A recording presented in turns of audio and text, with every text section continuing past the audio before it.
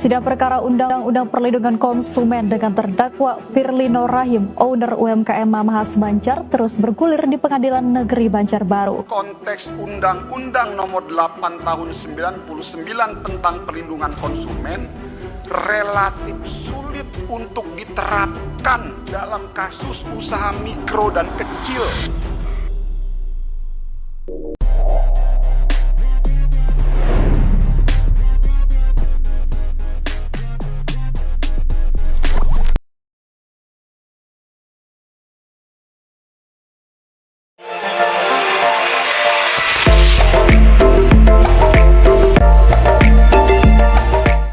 Halo, jumpa lagi dengan Tom Sensei. Kali ini Potomi akan memberikan suatu edukasi tentang pentingnya label serta komposisi di suatu produk. Baru kita melihat suatu UMKM atau salah satu UMKM kita mengalami tindakan lanjutan atau sudah meja hijau lantaran produk yang mereka pasarkan tidak memiliki label, bahkan komposisi yang tertera di produknya yang dijual bahkan dipasarkan di daerah. Tom Sensei akan memberikan informasi pentingnya label serta komposisi di suatu produk untuk memberikan informasi yang jelas serta akurat terhadap konsumen yang akan membeli suatu barang atau produk yang kita pasarkan di toko bahkan di daerah-daerah tertentu atau daerah-daerah kita.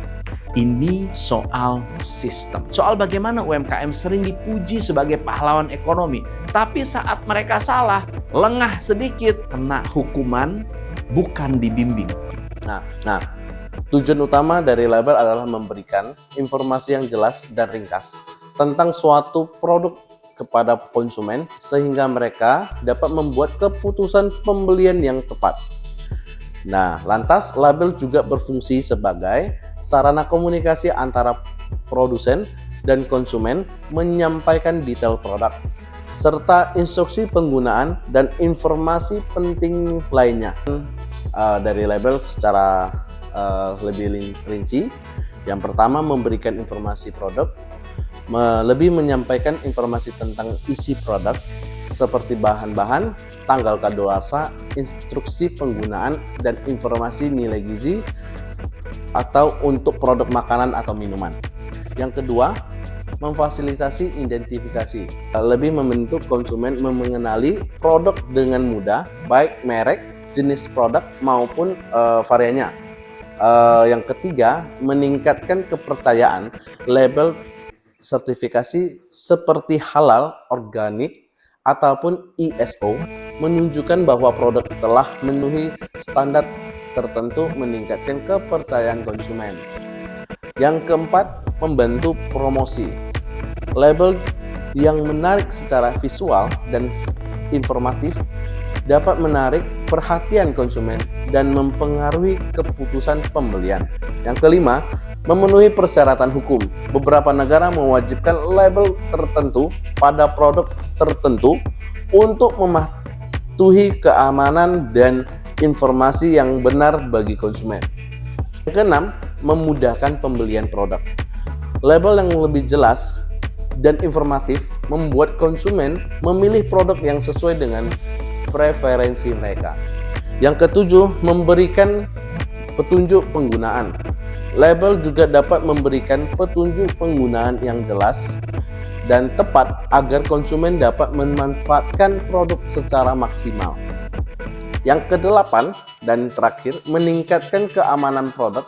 Label yang mencantumkan tanggal kadaluarsa membantu konsumen menghindari kemungkinan atau konsumsi produk yang sudah tidak layak pakai atau tidak layak dijual belikan. Misalnya teman-teman memasarkan produk-produk yang mungkin tidak memiliki label atau komposisi yang baik dan benar, mungkin akan ditindak. Mungkin sekali iya, tapi menurut saya juga dari masyarakat itu sendiri, Tom Sensei menyarankan untuk pemerintahan lebih mengajak dan mengayomi dulu UMKM kecil kita, mengajarkan step by step kayak pemasangan label yang baik dan benar, pelaporan tentang makanan itu agar bisa mendapatkan label halal atau barang tersebut mendapatkan label SNI. Refleksilah, UMKM di Indonesia luar biasa semangatnya.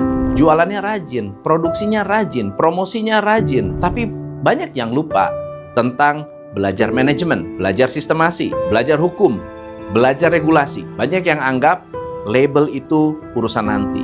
Izin edar, nanti aja kalau udah besar. Legalitas, yang penting laku dulu. Bos, sayangnya hukum tidak bisa menunggu niat baik. Ketidaktahuan tidak membebaskan kita dari konsekuensi.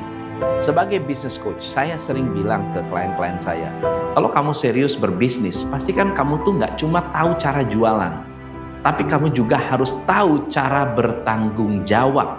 Menurut Tom Sensei, tidak semua orang dapat begitu mudah memahami aturan yang mungkin yang sudah dibuat oleh pemerintah karena keterbatasan informasi serta ilmu pengetahuan yang belum luas tentang hukum terkait dengan UU nomor 8 tahun 1999 tentang Undang-Undang Perlindungan Konsumen.